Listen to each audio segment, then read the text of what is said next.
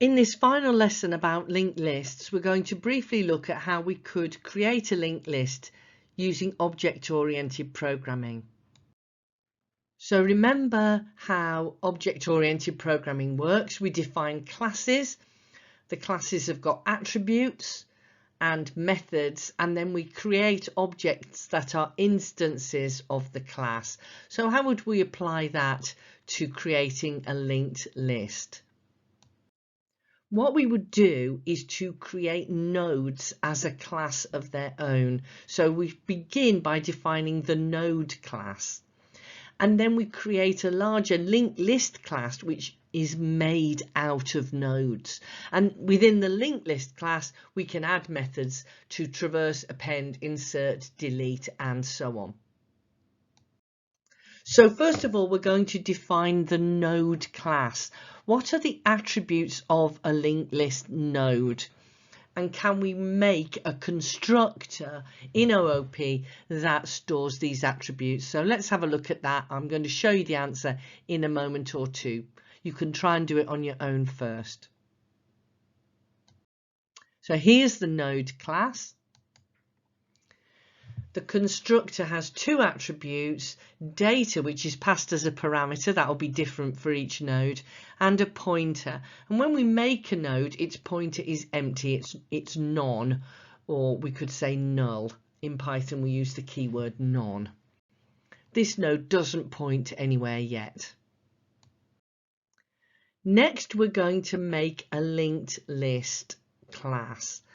When we make a linked list, what does the computer store?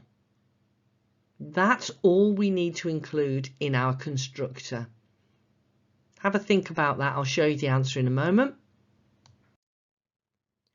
A linked list has only one attribute when we make it first. It has a header, which is a node that has no data in it.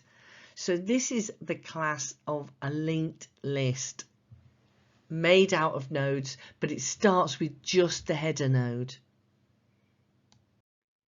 If you're one of my students, you can load a ready-made program where I've defined the node class and the linked list class and created a menu of choices such as traverse and append. If you're not one of my students, I've shown you how to create the node and linked list class, so do that, and then make a menu inside a while loop so that the user can continually add and append, traverse, and do all the operations of a linked list. Of course, your menu won't work until you've written methods to do these different operations. So I'm just going to show you the methods to traverse a linked list and append data to a linked list. As usual, you can stop the video and try and do this without any help first. So here's the method to traverse a linked list. Very straightforward. It's easier to write in OOP than it is in 2D array. So we create and we start at the header. So that's all that our linked list has to start with. We start at the header and we just keep on going until we hit the pointer of none, because when we hit a null pointer, we've got to the end of our list. So as long as the pointer is not none, we go to the node that the pointer points to and print the data. And in this way, we will continue to go through the list, following the pointers and printing out the data.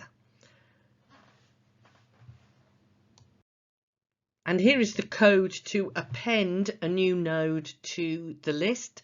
The new data is sent as a parameter from the main program. We start at the header. We traverse to the end of the list. This is just the same as the traverse command that we did before, but I've taken out the line that prints the data. We don't need to print the data. And then when we get to the end, we make a new node with our new data, and we change the pointer at the end of the list to point to the new node.